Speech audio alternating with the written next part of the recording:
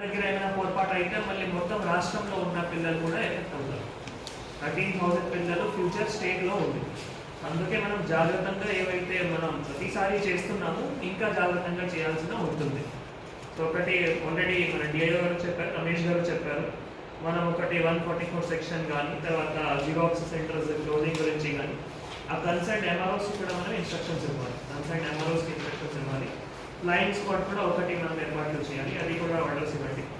ఏమైనా sensitive hyper sensitive centres I don't think ఏమైనా ఉంది, ఏమైనా ఉంటే ఉంటుంది.